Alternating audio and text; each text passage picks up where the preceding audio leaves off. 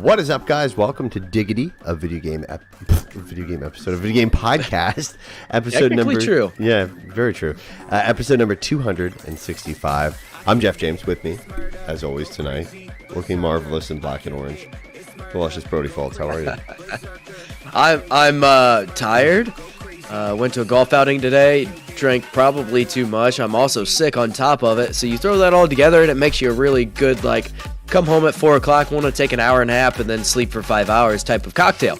It's great. The immune system is shot. Oh yeah, it's in rough shape right now. We're certainly gonna have to change the tires on this one, bud. That's not good. Anyways, today's show pretty simple. We're talking about Gamescom opening night, which was the event obviously hosted by Jeff Keighley, who hosts all events. Which I might add, Game Awards was announced today, December 8th. Hell yeah. It's happening December 8th. So, but yeah, we're going to be talking about Gamescom today, primarily. We'll quickly run down kind of what we've both been playing real quick, but should be a pretty solid, quick episode on the basis that, this is what happened, and that's about it, bud. That's what happened. In terms of the world of video games. But if this is your first time watching us, welcome. We go live every Thursday evening at 9 p.m. Eastern on Twitch and YouTube. And if you don't catch us from the video portion, please do try. If you've been listening to us for audio for a while, jump on over to Spawn Camp Co., youtube.com/SpawnCampCo, where you can find stuff like Diggity. You can find other shows like WSD and Beyond. Also Build Bros, which is Gunpla-based stuff. So we've got a great community over there. You can also join our free Discord, which the link will be below on YouTube, as well as in the show notes on the audio version as well. It's completely free. You don't have to be a Patreon level or member for it. It's just a great community where people talk about a ton of different stuff. Everything from video games to what the fuck they ate, to general things, to F1, for example. It's just a great place on the internet. One of the last sacred places on the internet, I might add. And that's about that. And then, the audio version of the podcast goes live every Friday morning at 5:30 a.m. Eastern Time and hits your podcast aggregator. So you can definitely have us in the morning for that morning Friday commute while you're dancing in your car, because you only have to put about 9 hours in until you can get 48 hours of your life back, which is fantastic when you think about it. Moving on from that, my friends, what have you been playing, Brody, real quick? I have pretty much just been playing Cult of the Lamb. I am up over probably 16 hours now, and I have almost everything. I'm just trying to finish up a few last-minute things before I go in and fight the final boss. So that's about it for me. How about you? I've played a little bit of F122. Actually, before this show, Evan was showing me F1 Manager, and it looks unbelievable. It actually looks a lot better than F122.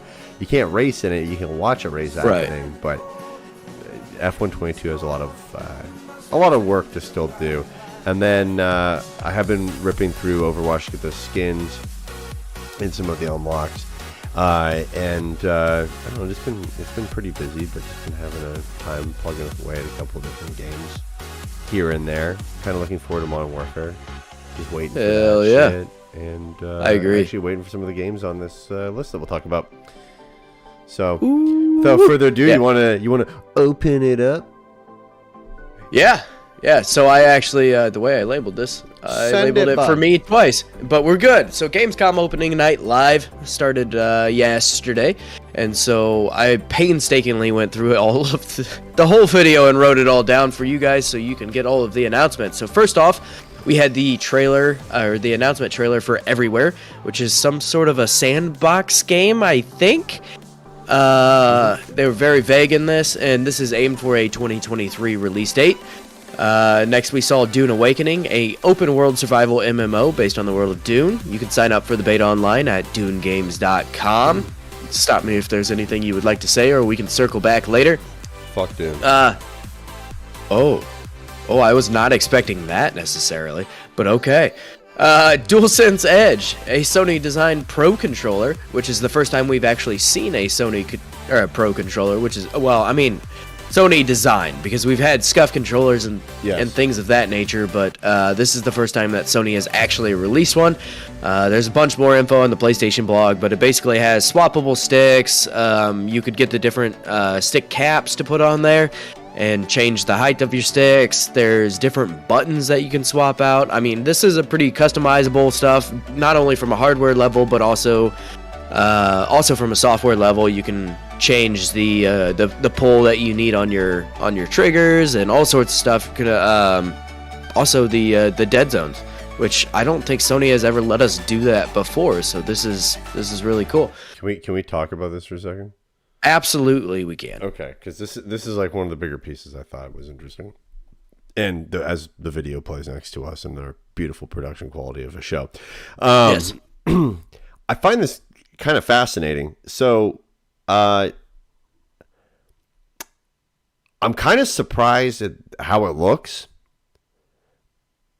only because I was expecting the form factor to change a bit. Not that the PS5 controller is a bad form factor. I think it's a great, incredibly comfortable feeling controller, especially from the PS4 controller. This is so much more comfortable.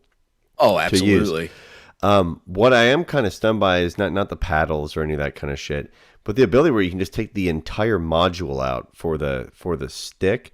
And I think what's kind of cool about that is I'm curious to see what other modules they come out with, because the disadvantage, I mean, on the and it's not just the module itself, it's actually the rubber joystick piece as well, but this is like a one up on the Xbox piece, because the entire module comes out. Yes, I have slight concerns about that as well, though, because since it is not soldered in, there is a potential for connectivity issues there. So they could maybe go out more frequently. They shouldn't in theory, but there is another point of failure there that we typically would not see. But on top of that, I do like the fact that you can swap these out. Mm-hmm. I mean, it looks like pretty much on the fly. Like, it looks like there's nothing to it. And as a person who has, and as a person who has actually done Joy-Con controller, the sticks, replace those multiple times, this is a godsend, because the Joy-Con sticks are an absolute fucking nightmare. I hate tearing apart those Joy-Cons. Mm-hmm. No, I'm just stunned at how it turned out. I'm curious too. Like, I mean, it looks like it doesn't look like it's got crazier, like, high level quality materials on it compared to the normal one. I think there's like some rubber pads on the inside. That's about it. The rest of it looks pretty much comparative to a normal one, which I guess I don't know what I was hoping for, but I guess like the difference is this one seems like it is a lot more technical than the Xbox Pro controller, but this also at the same time seems like it's not as high of a build quality, which is kind of confusing to me. It looks kind of like the damn thing was just slapped onto another controller, right? Like, it looks like they took a normal DualSense and then they just slapped all of this on top of it. Yeah, they just put black buttons on a white controller. Like, it is a little confusing. I do really like that Sony has now done this, but like, looking at that it looks like it's literally strapped onto the back, because it has those two little things that hang down, which it looks, I think that's the paddles hanging down below it, but it kind of looks like those are secondary function keys. Oh, they have them on the front too. Those are programmable function keys. They have two on the back, two on the front. That's right. Yeah. But regardless, I think it's cool. And they function like a trigger, like a You just pop them down. I do want to check this out. I am curious to see what the price on it is, though. Right? Like, I think we're definitely. $120. Oh, it's going to be more than that. You think it is? I would say it's somewhere between $175 and $200. No way. How much is it for an Xbox? Is it Pro Series? Is that what the controller name is, or what is it? Yeah, the Elite controllers. Oh, it's Elite. Yeah, that's right. Yeah, they're $180. So are they really? Okay. Yeah, I thought they were like $120, $130. I'm dumb. My bad. No, you're good. I fully assume this will be right in that same ballpark. So it's a cool looking controller. I want to check it out for sure, but the games I play on PlayStation typically are not going to need any of this, right? Like my PlayStation is kind of my it's Sony exclusive titles for the most part is what I've been playing on there. So I don't know if this is something I'm gonna really get into. I can't even say for sure if I'm gonna end up picking one up, right? Like it depends on price and all that. I'm probably not, because I just don't. God knows Nick will, and he never plays his PlayStation, so we'll rely on WASD to do a review for it. The value with it.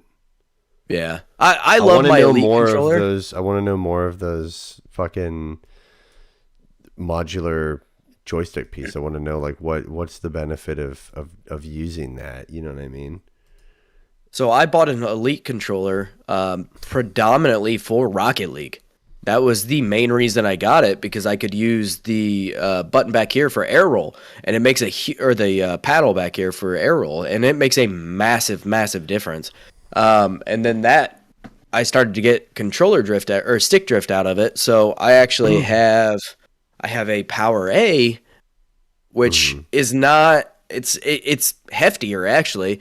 But the build quality isn't nearly as good. I mean, it feels off, right? But it's significantly cheaper. It still has your paddles on the back, but I mean, if you're watching the video here, you can see them. Yeah. They're a very flimsy looking paddle, and it's fine, but it is certainly not. It's not fantastic, right? Like I'm okay with it. It works for what I use it for. I pretty much only use it for Rocket League again. And it is what it is, but I don't know. So on the site it says mappable back buttons, changeable stick caps, adjustable trigger lengths, and then replaceable stick modules. Play for longer with swappable replacement stick modules available to purchase separately. So is the thought that this motherfucking thing just dies out? I would assume and that... you put a fresh one in, which I guess... On the Elite controller piece, like those were breaking out, and the only way to replace that is replace the whole fucking thing. So in this instance, people can just go buy a new module. And on the DualSense, in order to actually change the control sticks, you have to solder it in if you change the entire module. So it's not even... I mean, the average person is not going to be able to go in and actually change this, whereas like the Switch, it is literally a ribbon cable and screwed in, so you can actually change them. On the Xbox, I believe the whole module is soldered in as well. So you're talking, I mean, that is no longer... You can just pop them in and out. Right. I would prefer them just use higher quality sticks in general, and then we just don't have to change these out instead of using the style stick that, you know, everybody uses now. Yeah. Where you get that graphite kind of... like dust in there that ends up ruining the module. But yeah, I just it's a decent compromise, I suppose. Like, hey, okay, we're not gonna fix the issue. We're just gonna allow you to change these out easier. It's like, okay, thanks, then, I appreciate that. I guess a USB braided cable with lockable connector housing. And so it also lock the comes USB in place, so it's much less likely to slip out at a crucial moment. And it also comes with a travel case, which is, I mean, yeah. That's fine, right? Like I'm not taking mine anywhere really, so I don't really care about the travel case. But it is nice to keep all the like extra paddles and stuff like that in some sort of a case, so you don't lose them. It's got remappable buttons on controller user interface. You can quickly swap between your preset control profiles and adjust game volume and chat balance, all from the controller's dedicated function button, allowing you to easily adjust the setup while staying focused on the in-game action. That's kind of cool. Using the FN button, you can also instantly access the controller settings menu to easily set up and test new control iterations. Adjustable sticks, triggers, and vibration. Configure your stick sensitivity, stick dead zones, and trigger dead zones for finely tuned inputs, and even set your vibration intensity for a completely customized play experience. That's kind of neat. Yeah. Wireless controller filters, features built in, of course. Yep, the old carrying case. So you get the controller, the braided cable, 2 standard stick caps, 2 half dome stick caps, 2 low dome stick caps, 2 half dome back buttons, 2 lever back buttons, a connector housing, and a carrying case. So that's cool. I wish they actually showed more shit in their videos. I also wish this thing came in other colors, because I'm sure it seems like it's eventually. Right now it seems like it's just gonna be white, and also it's a premium controller. So if you look at like the DualSense, or sorry, not the DualSense, the Elite controller for Xbox, it pretty much just comes in all black or all white. I would kind of imagine the same thing from this. I think we're going to see this normal white version, and then I think eventually they may come out with like an all black version or something like that. But I don't think we're going to get like the purple or the red or any of those. No. Would be my guess. Cool. It's cool though. Yeah, it's not a bad idea. I just wish they'd like talk more about like the vibrations and dead zone stuff. Like, I think that's kind of important. But they don't. I bet we'll see more of it here soon. For sure. I bet within the next like month or so. I would imagine they want this to come out before holiday season to try to catch, that group of people that, may be buying this for a loved one or something for Christmas or whatever. And at this point, I imagine supply chain stuff for a controller isn't nearly as bad as an actual console. So I think they'll be able to actually meet that, but we'll see. Cool. So next up, we saw the Callisto Protocol, which is they showed us a gameplay video showing off the abilities, combat, and overall gameplay. Elements also like mutations, which some of the various different, I don't want to call them zombies, but I don't really fully know what else to call them. They have like tentacles that come out, and then if you don't shoot the tentacles, they can actually mutate, which was really cool. I mean, for what it is, I think it's awesome. It's a neat little addition to the game itself. I hope it's not every like zombie or whatever that can actually do this, because that would get old and it would take away the novelty of it. But I like the idea overall. And then it scrolled me down when you scrolled down. That's fun. I'm sorry. This will be coming December 2nd of 2022. So next up, we saw The Lords of the Fallen, which is available to wishlist now on Steam, PS5, and Xbox Series consoles. So this is solely a next-gen console game. Next current-gen console game. This one was interesting to me. I wasn't entirely sure what it was. I do remember the Lords of the Fallen, the first game. They basically ditched the 2 on this and called it essentially the same thing as the first game, which I think is a little confusing, and I'm not sure if that was originally released in October of 2014. Well, that's the first game. Yeah. Lords of the Fallen was released in 2014. This one is The Lords of the Fallen, which I think they probably could have done a little bit better on the naming convention there, but it's fine. Moving Out 2, which is now going to feature local and online multiplayer, which is awesome. We've played this game before, or the first game, and it's pretty much like an Overcooked style game where it is that party madness type of deal. Coming out 2023, and it's pretty much coming to everything.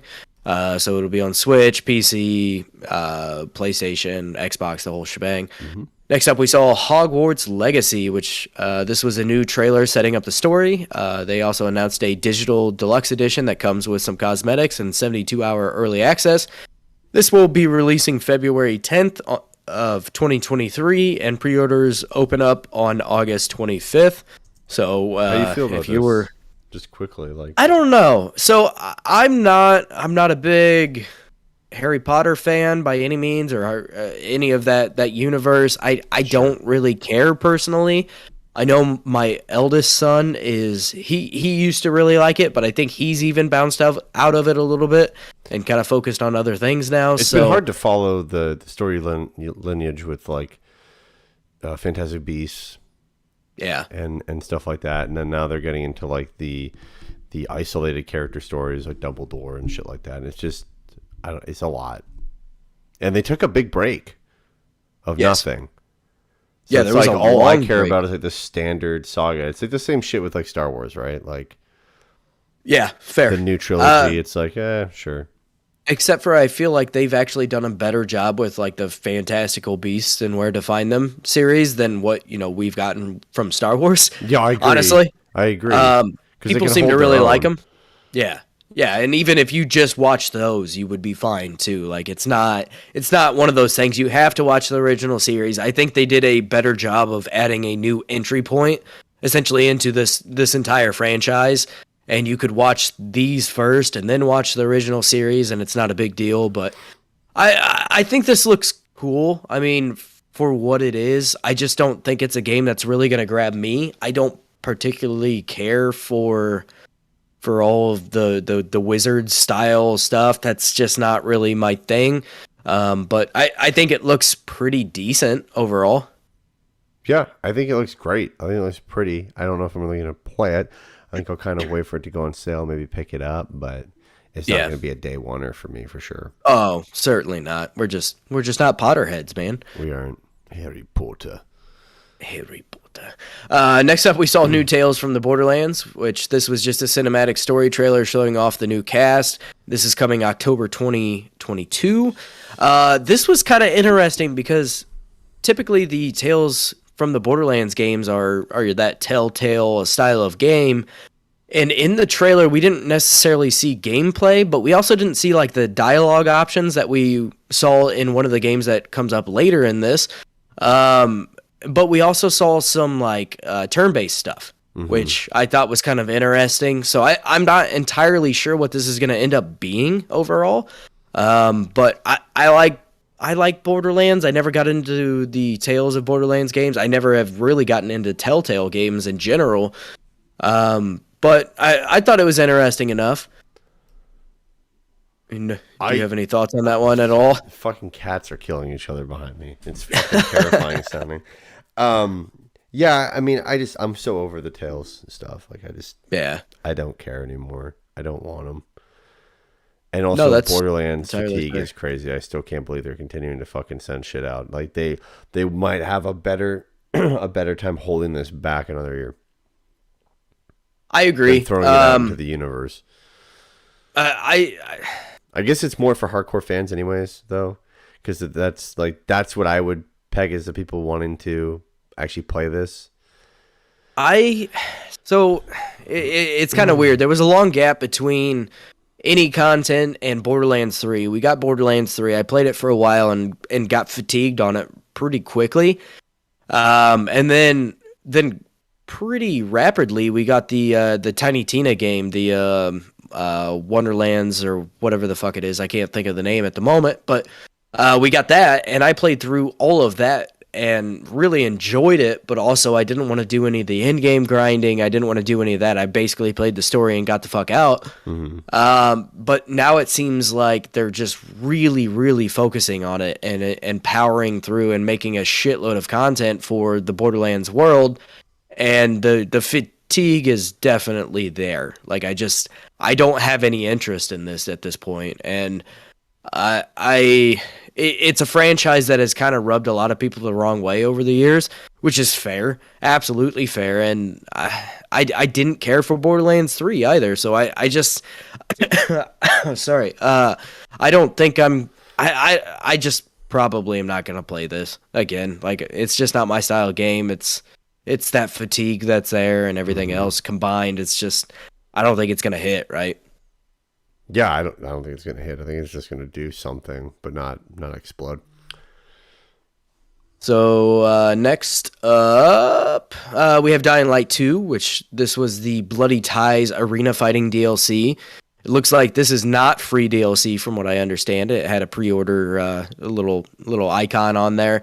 This will be releasing October 13th, 2022. I'm curious to see how much content this actually adds, because it seemed like it was just this continuous arena fighting, like, doesn't look like it'll add much story content. Granted, I did not play the original game, so it may expand upon what's going on, but it definitely seems like kind of an offshoot just to keep you occupied in this game world.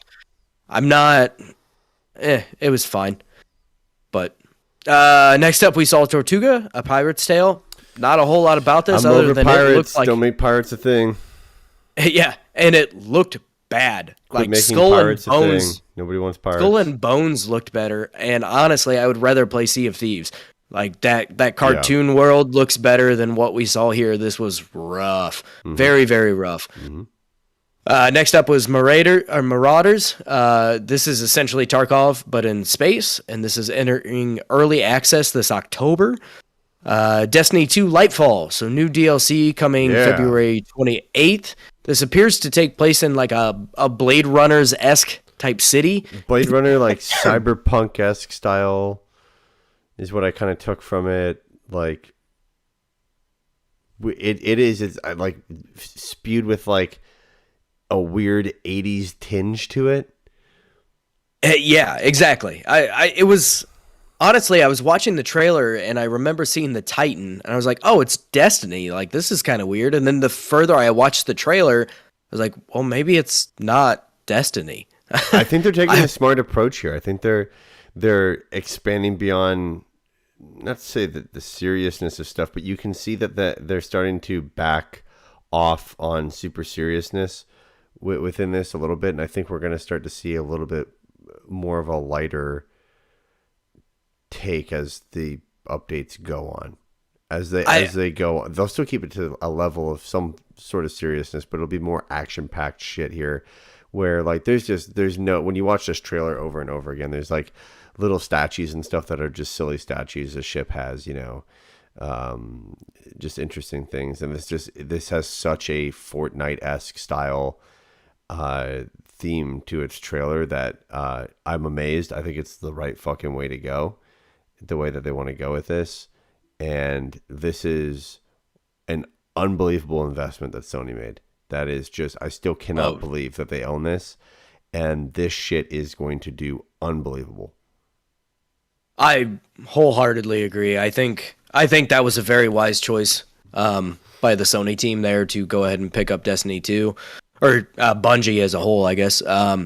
I think I don't know if this is necessarily going to be a less serious expansion, because the last expansion was it was almost horror focused, right? Like you were playing the game and it was very much this. I guess what I want to say is not less serious. I just mean like they're willing to take risks on the theme.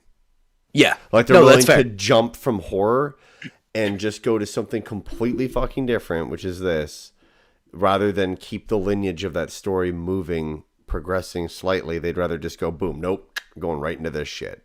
Like, I think that's really fucking cool. And I think that is what makes stuff like World of Warcraft and primarily Fortnite work so fucking well.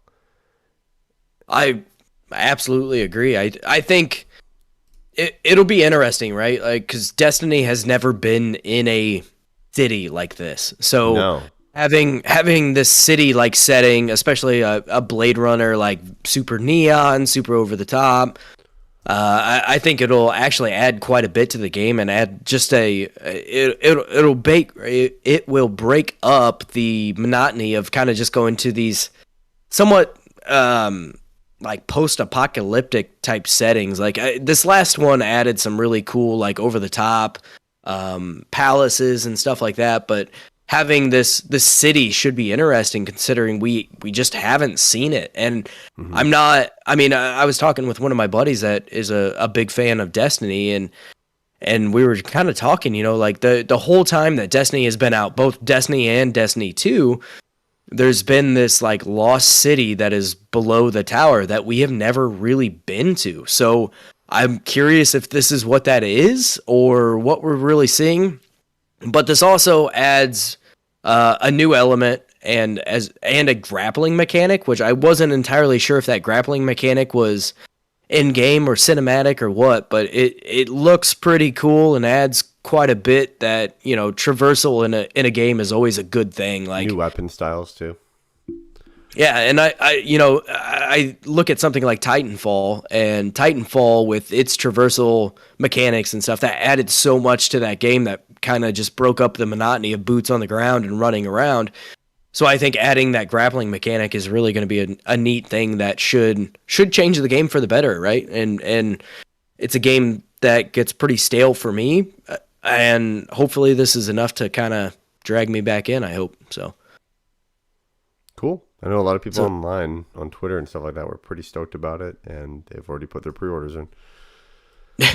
Yeah, this sounds about right for, the tune of like $100 to get the deluxe edition and get everything that comes with it. Yep.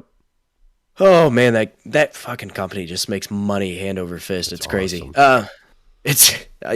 From a business standpoint, it's impressive. Awesome. So next up we saw one of the 4 awards throughout this entire show, which I thought was weird.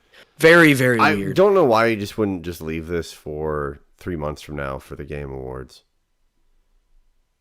I also can't make any rhyme or reason to the whole like setup of it, because the games that were on this list, especially some of the other awards, really didn't make any sense to me. So this one that you're about to talk about, which is the most wanted PC game, from my understanding, the way that they took that was they took it from Steam, from Epic, whatever the platforms it was on, and basically wish lists. Yeah. And that's how they handed it out. This one I don't have as much of a problem with, but the Sony one that comes up later, yes. I cannot wrap my head around how that game that won. Exactly. Like, there's no way that is the most wish-listed game on the PSN store. Like, it just makes no sense. But anyway, the most wanted PC game ended up being Metal Hellsinger, which the first time we saw this game, I thought it was pretty mediocre looking. This time that we saw it, it definitely looked better, don't get me wrong, but it is certainly not a game that I am overly excited for. It just, It looked fine. It was like, it was a shooter themed, like, or it was a metal themed, like, shooter. It kind of gave me, like, Thumper vibes, if you've ever played Thumper, which is that was more of like a rhythm-based game, but this is kind of in that same vein, even though it is a shooter. I don't know. It looks fine, but I cannot imagine that this is honestly someone's most wanted PC game. I feel like there's a lot of other games coming out that people are more excited for, but could be wrong.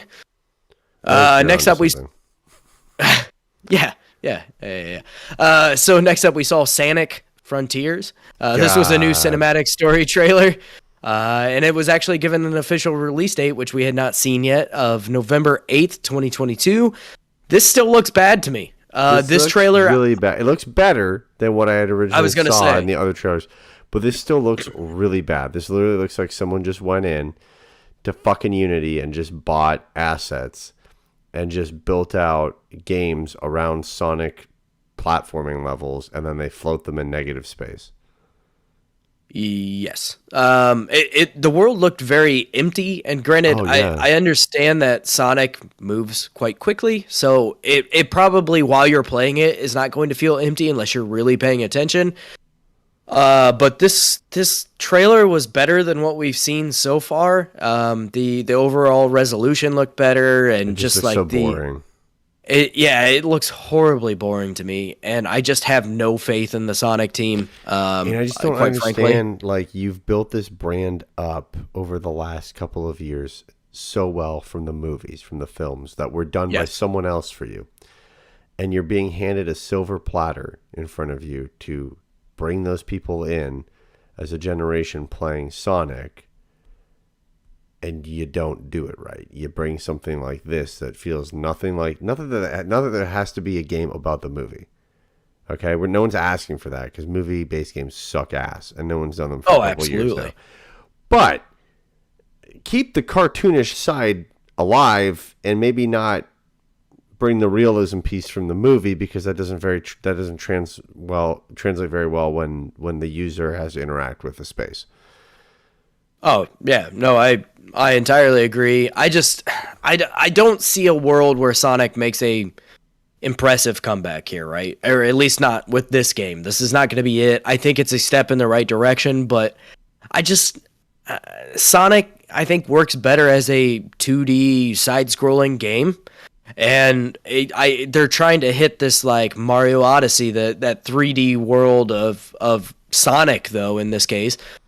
And I just don't think they're ever going to really hit it in any meaningful way. And so it's one of those things they keep trying. And I understand that they've been making Sonic games in like a 3D world for a very long time now, but it never hits right. I think it is a game that just works better as that side-scrolling 2D platformer, and because that's what actually gives you the feeling of being fast, right? Like other than that, like if you're in a 3D world, it's hard to really convey that speed that makes that franchise actually enjoyable for a lot of people. And honestly, I've been out of Sonic games for so damn long that I just don't care anymore.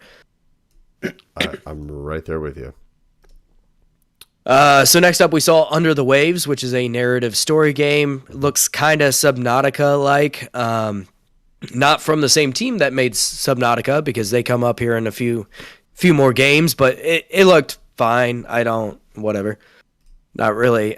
There wasn't a whole lot there to go off of what this game actually is going to be. Kind of just that initial cinematic trailer. Ghost Simulator 3, or Goat Simulator, not Ghost, sorry.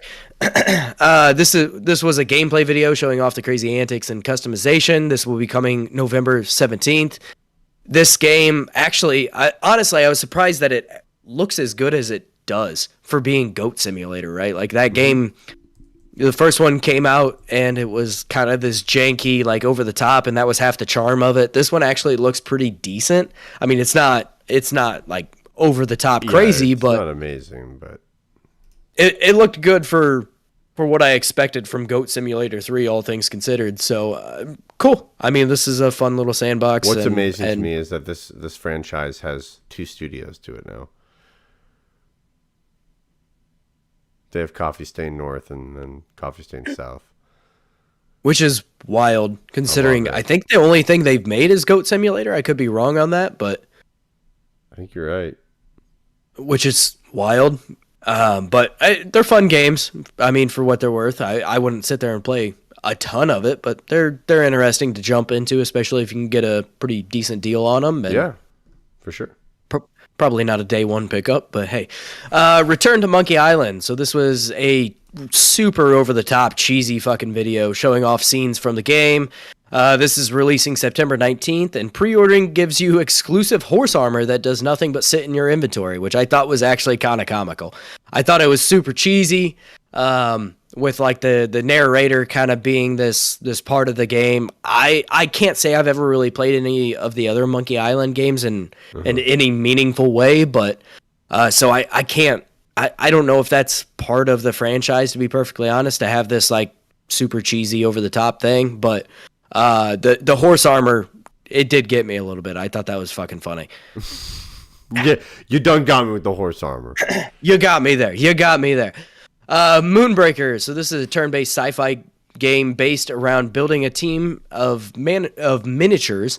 This actually even allows you to paint your own miniatures, which I thought was probably the most enticing part of this entire game. This is from the makers of Subnautica. So all of their games that they've made so far have been drastically different styles, drastically different gameplay. Everything about them has been completely in different directions. And this one actually kind of looked like an Overwatch type world.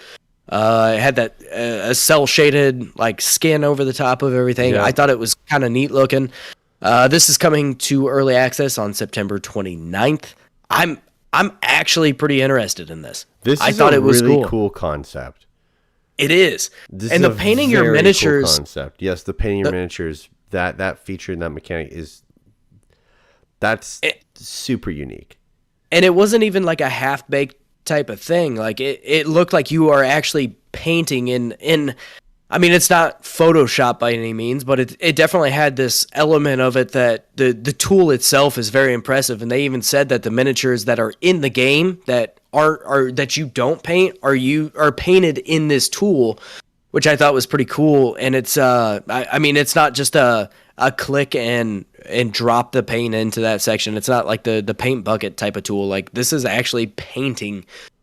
Which it's neat. I enjoy it, and I'm looking forward to this game. It is so unique, and I think this game is going to do unbelievably well. Because people like Warhammer, people are just going to love this. They're going to eat this up, and this is just absolutely brilliant. I mean, the amount of new characters that they can bring in, they can be purchased. The monetization of this is just, I mean, this is amazing. This is such a unique really cool idea. And it's just nice to see a refreshing idea like this. Yeah, no, I 100% agree. I think graphically looks great. Yeah, the cell shading wasn't like over the top or anything like that. It was just kind of a faint cell shading on top of again, like an Overwatch style looking game. And I thought it worked exceptionally well. Mm-hmm. Next up, we saw Friends versus Friends. This is a deck building shooting game. We didn't really get a whole lot of details on it, but this looks pretty cool. I'm not really into the whole deck building shooting type of game that has been coming out lately. It's like Neon White in that regard, without the speed running elements of it. But this looked kind of neat. I could maybe get behind this.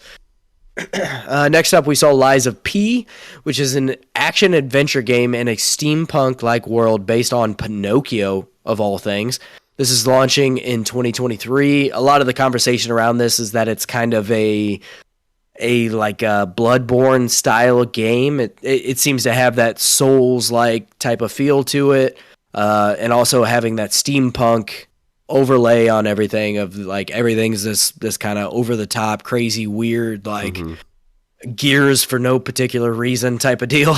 But I thought this looked okay. I'm not as high on it as a lot of people are. Like a lot of people are really, really excited for this. I thought it looked good. I want to see more of it. I want to see.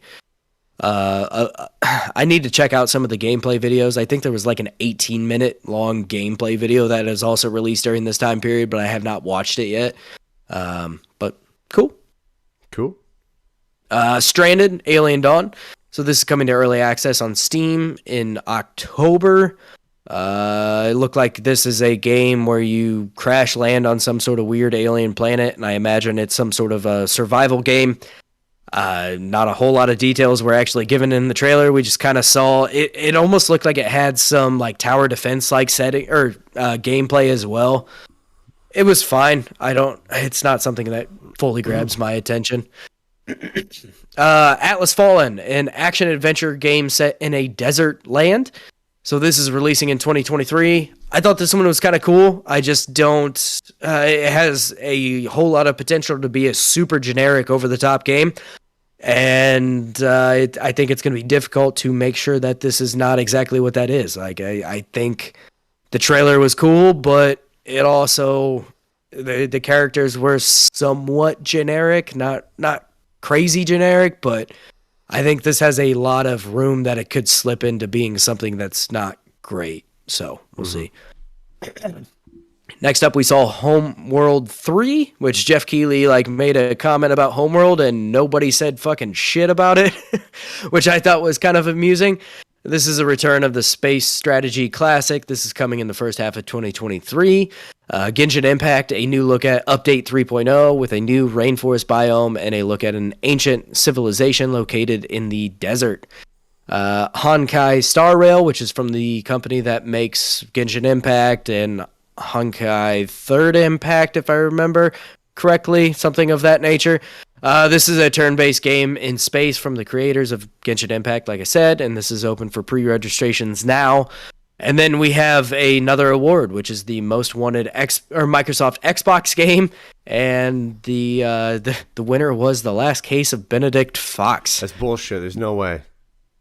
Not like, Starfield or I can't wrap my head around how it was not Starfield. It makes zero sense to me. I don't know if it was kind of excluded because it's Bethesda, but Bethesda's part of Xbox at this point, so I can't understand. I don't know. I don't get it. I don't get it either. All right, strap in. We're going fast, boys and girls. We got to look at High on Life, which showed us some boss fight gameplay style to that game. Then there was a montage. We love montages here at Diggity. The montage included Warhammer 40,000, Darktide, Metal Hellsinger, Tower of Fantasy, Vampire the Masquerade Blood Hunt, GTFO, V-Rising, and PUBG Mobile, as well as, sorry, oh my god, I'm coughing out too. Hard Space Shipbreaker, which is a space salvaging sim. Actually looked really cool. And that's launching September 20th. Then we got a coming soon to PC Game Pass montage because you can't not have one of those. We got to look at Midnight Fight Express. You're like the hype man. Yep. Mad Streets, Grid Legends, You Suck at Parking, which I love. That looks so fun. I love those kind of games. It's Immortals Phoenix Rising, which is kind of cool. That's coming out. Beacon Pines, Disney Dreamlight Valley. Confused by that, but whatever. Immortality, High on Life, Slime Rancher 2, Tinykin, Minecraft Legends, which that's fantastic. Definitely go play that if you have not already. Forza Motorsport, The Expanse, a Telltale series, sorry, my bad. And then we went into The Expanse, a Telltale series game. We got a behind the scenes look at that. That's coming summer 2023. Which, I mean, it's kind of crazy the Telltale series stuff is still even alive and doing it. Especially considering all of the bullshit that's going on in that company. Yeah, primarily that. Not even the popularity piece, just that stuff. Then we got an interesting one, which is Killer Clowns from Space. There's a game.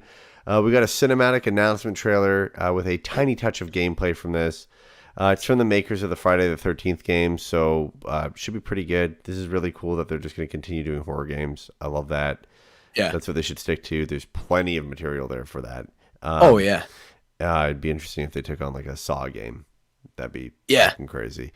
The pull for this is wild too. Killer Clowns, like what an obscure thing to pull from, but I thought it was kind of cool, from right? Space? Yeah, Killer Clowns from Space. Yeah, it's just one of those bizarre, like, where the fuck did this come from? But it was awesome. Like, it's not even my style of game, nor do I really care for like horror franchises in general. But this was cool. It looked good too. Like, I mean, it wasn't like the most visually amazing thing, but for horror games, there's not a lot out there that are like a true horror game aside from like zombies. Right, which I think everyone's kind of over at this point. But that's launching early 2023. Then we got to look at Scars Above, which is a sci-fi action adventure game, which looks pretty good. And then we got an award, which was the Gamescom. Of course, Brody would fucking give this one to me. The Gamescom Goes Green Award, which went to Yuki or Uki, whatever you want to call that. Do you know what the fuck Yuki is? It's the Association for United Kingdom or UK Interactive Entertainment. Okay. I was going to say, during the actual presentation, I had no fucking idea what this was. It's a non-for-profit for the video game industry for, I believe this is essentially the ESRB. Okay. But in the UK, so like when you see some gameplay videos and they go Peggy 18. Yeah. It's following the Peggy. I think they help run part of that Peggy rating system, just like E3 runs the part of the ESRB rating stuff. Gotcha. I don't quote me on that, but that's what it does stand for.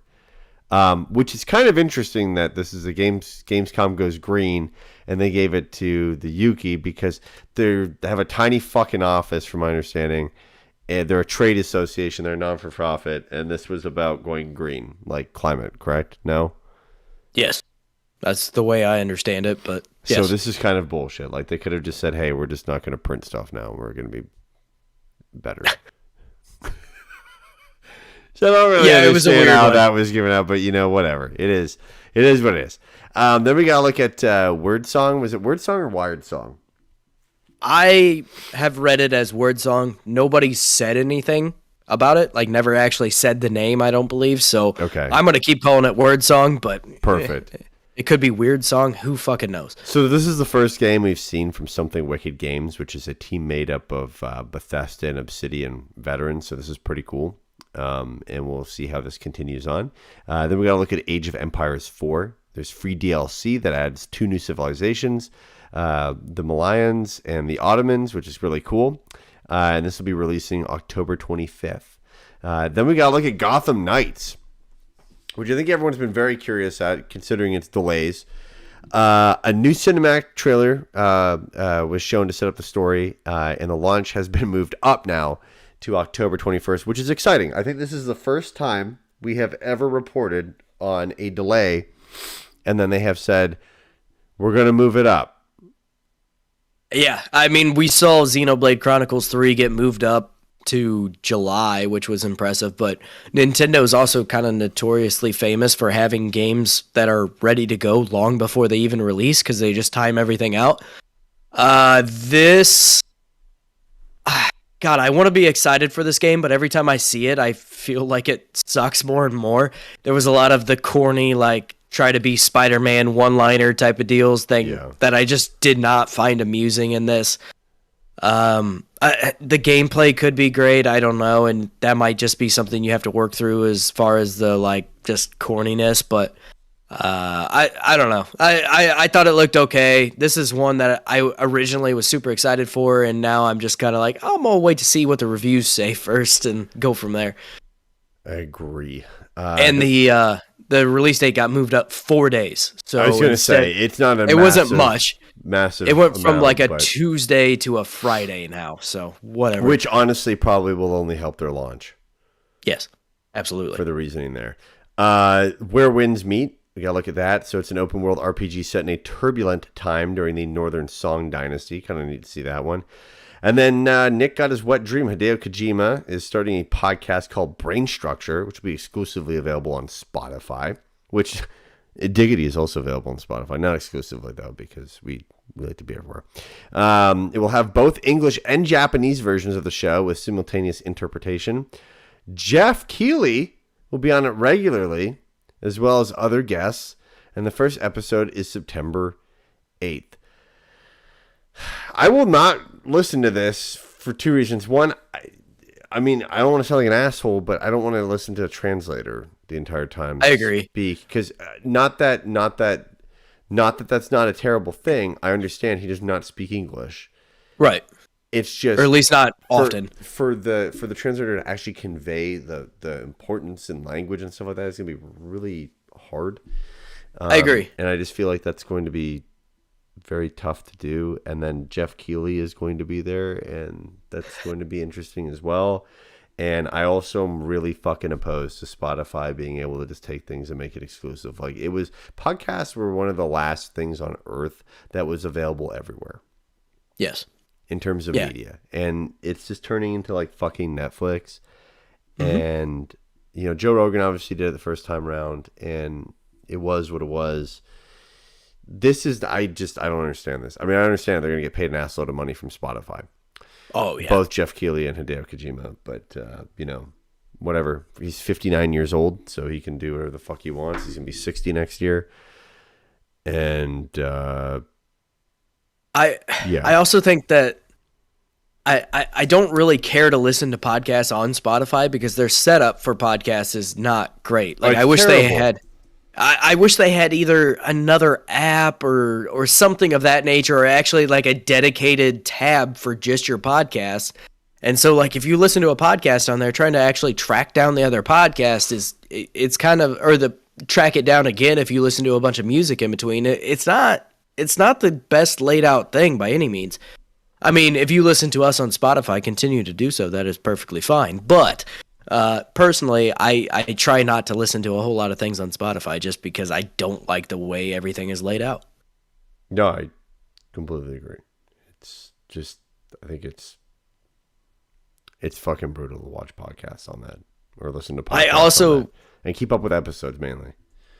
I also agree that this is going to be hard to listen to because I don't feel like the translator is going to, like you said, be able to convey the feelings or any of like importance, really. A lot of translators typically tend to be kind of emotionless in a lot of cases. Granted, this could have crazy production value and it wouldn't be a problem, right? Like, you may be able to get somebody that's in there and be able to say something and actually convey that emotion properly. But a lot of times it is kind of broken in that translation because a lot of languages are just different, right? And inherently. Yeah. And so it makes it to where translators are impressive in the way of trying to convey the words that someone says, because there's not always a direct translation for certain words and certain things, or I think it would be interesting But also, I'm just not.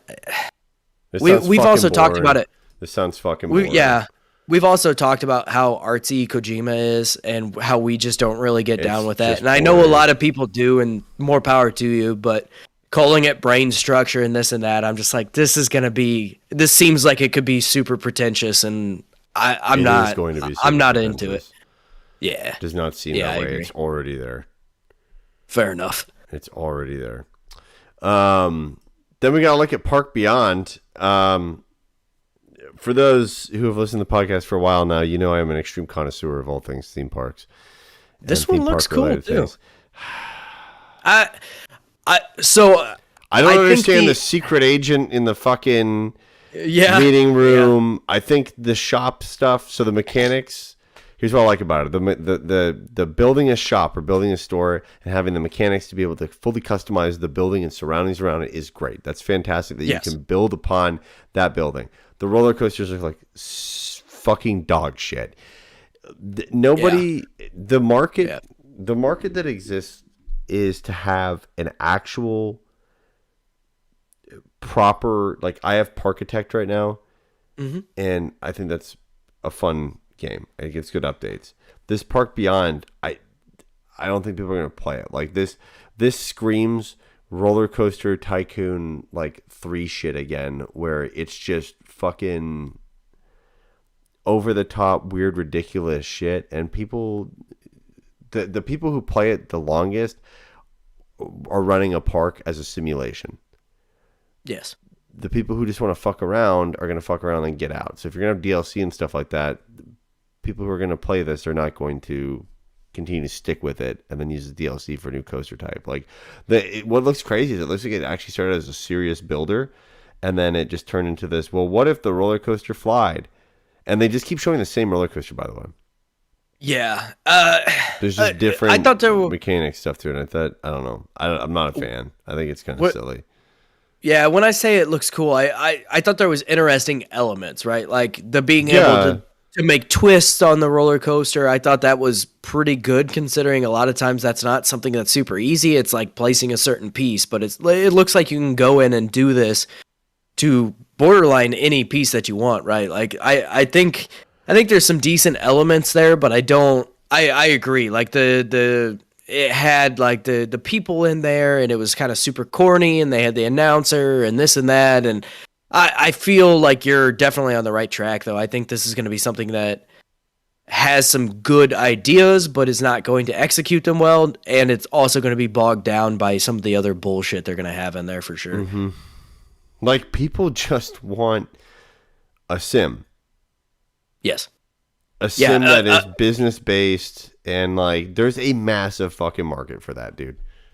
Oh, yeah. A massive market, and I still to this day have no idea why people are not fucking capitalizing on it. Instead, we're doing shit like this, which effectively could be a mobile game. Yeah, I agree. I think they're missing their market there here. I think they're trying to appeal to more people, but the roller coaster, roller coaster tycoon fans of the world don't want this. They want something much more hardcore, much more in the weeds, not this kind of cheesy feeling type of game. And I think trying to capture a different market is just not going to work out for them. I think they would have been better off to go super hardcore over the top with it, and then you capture that fan base at that point. But then we got what was possibly one of the most ridiculous things I've ever fucking seen in my life at a video game show. We had a car company show off a car concept that will never see the light of day. And it was the Mini Aceman is getting a Pokemon mode to it. Now, the Mini Aceman is a play off of the Mini Paceman, which had come out in around 2016. And the Aceman is the EV version where the steering wheel is wrapped in fucking shag carpet or something, because we just can't have a normal fucking car nowadays. Every EV car has to look like it's just drawn by a 5-year-old. And there's a giant circular screen in the middle of the Mini, much like the Mini has always had. And Pikachu shows up in that. There's also projections behind the fabric and a screen behind the fabric on the dash where when Pikachu charges up, it fires lightning bolts around the thing. But this literally looks like a child has made a car. It's a concept. This will never make the light of day, and it's just going to be stuck into this, and it's just a little piece of PR, which is fine. It's a piece of PR, but it is a piece of PR. It also looked like it had a projector on the front. They showed like them sitting there with the car, putting some sort of a projection and watching Pokemon up on a wall. And you can hook your game console to it. But yeah, I fully agree. This was, they say it was inspired by Pikachu, literally just because it's solely electric. I thought that was just the fabric of connection there was so fucking thin. And then they just slapped like a Pokemon splash screen on that fucking circle. It was ridiculous. Overall, I mean, it looked like a fucking mini, right? Like it looked like a mini, and then they gave you some Pikachu elements to it, kind of, maybe. And they're like, "Oh, we're focused on gamers. We're focused on this and that." And they just put Pokemon on the fucking dash, like someone would do with the fucking, It was tuner so car. Fucking weird. It's the weirdest thing I've ever seen in one of these shows where it's like, why? Well, why are we doing this? Who is going to buy this solely because it's Pokemon? Because tech bros have taken over the vehicle. And the guy have taken over cars, and it's fucking horrendous. The guy they had too, like, did not seem like he knew anything about gaming in general. He knew about minis. Yeah, he knew about minis because that's his fucking job, but he was sitting here trying to talk about, there's a bunch of gaming features. Okay, what gaming features are there? You can hook your console up to it. And you're like, on a circular screen. Right, where I can only use 42% of the fucking screen. Right? Because the rest of it's curved. I don't get it. It's a disaster. Anyways, yeah. That's so fucking stupid. I'm so over that. We got a look at Warhammer 40,000 Dark Tide. We got a deeper look at the gameplay and features of this. This is releasing November 30th. That's pretty cool. Blacktail. This is a first-person action-adventure game focused on mythology and bow combat. It's coming this winter. Phantom Hellcat is a colorful hack-and-slash game that we also got to take a look. This looked fucking awesome. Mm-hmm. It did. I enjoyed the hell out of this. Crossfire X. It's Babylon, which is the biggest content update story that the game has ever had, is out right meow. Go check that out. Then there was an award for the most wanted Sony PlayStation game. That was a sack of bullshit. It was Lies of P that won this, and I'm just gonna say it right now, it's a fucking joke. That made no sense. What's even crazier is Lies of P is coming to Game Pass. From what I understand, I haven't seen an official announcement on it. I don't know who picked this but I've heard a lot of it. Or what the fucking criteria was, but it's crazy. Yeah, never mind the fact that God of War comes out in a few months. Like, okay, it's definitely Lies of P. You're right. Jeff Keighley is taking over award shows and seamlessly at the same time has begun to take over democracy itself as well.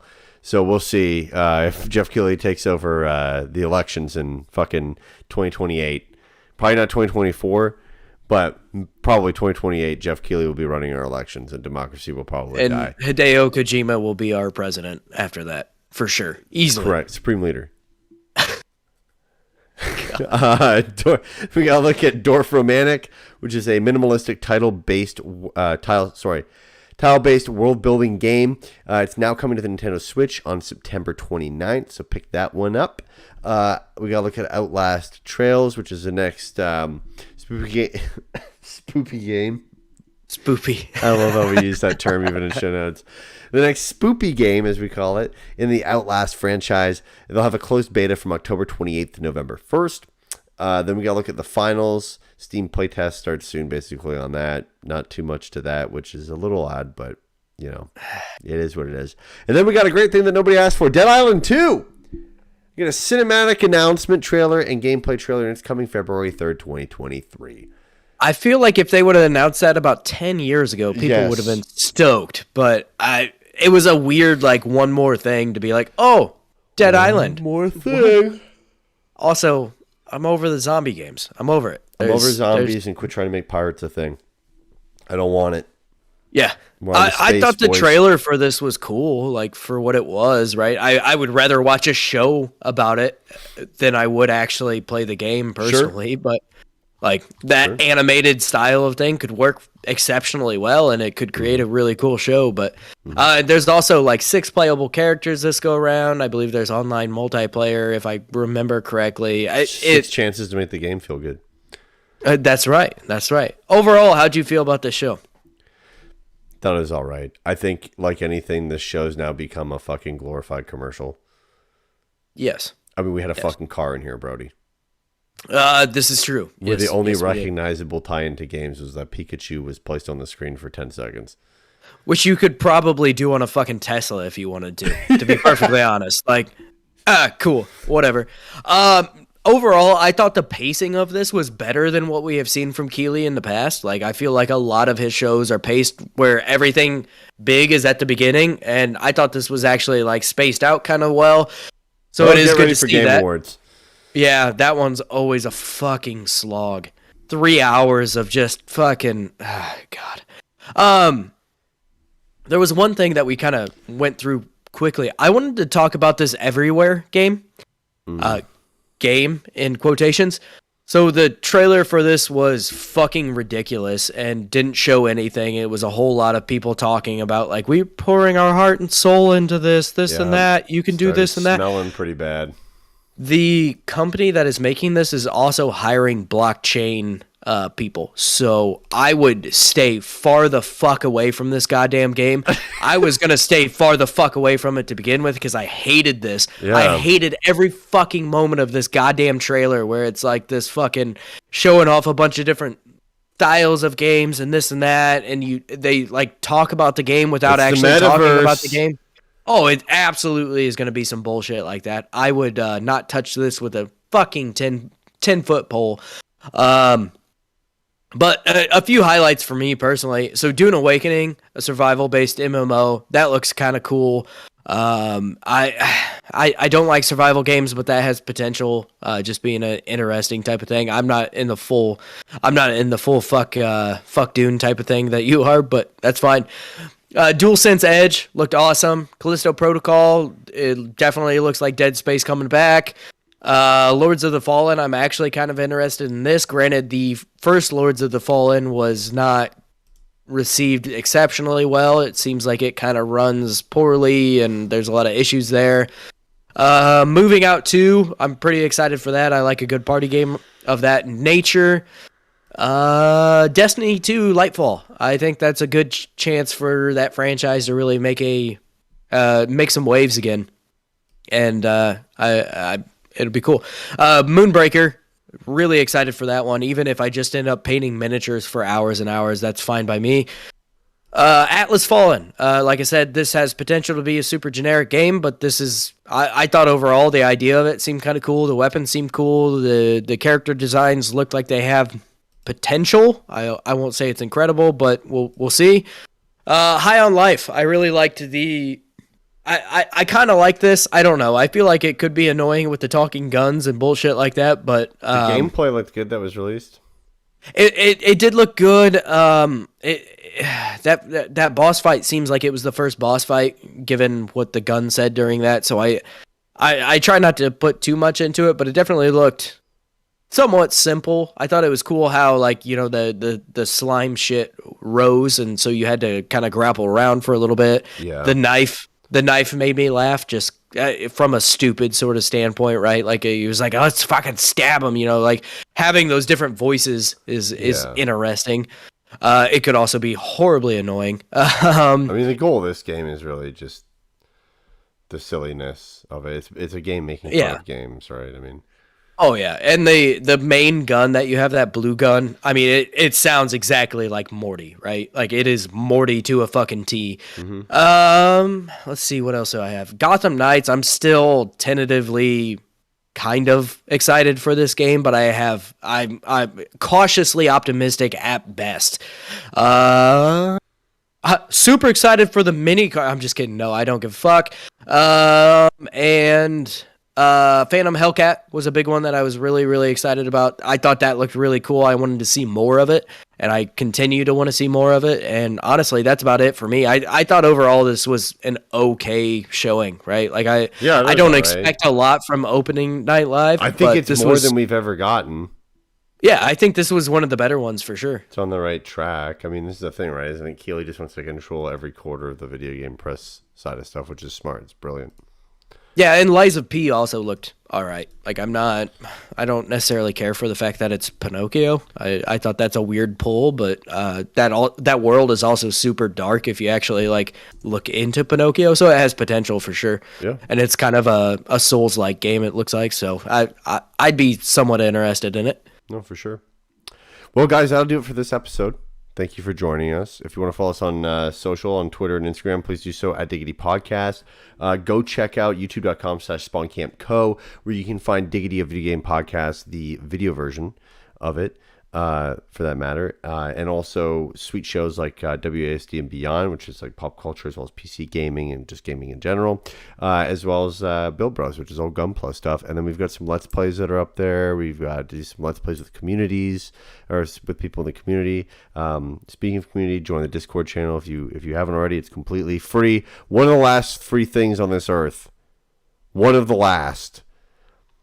Soon to be the last free thing on this earth. My God. And yeah, if this is your first time listening to us ever, thank you so much. We appreciate it. And if you've listened to us before, please consider leaving us a review. Helps us out a ton on the audio version of the podcast. Mainly is that is like the number one way to get our name out across all those different platforms. So until then, we will see you. And maybe in a couple months we'll be guests on Kojima's podcast. I doubt it.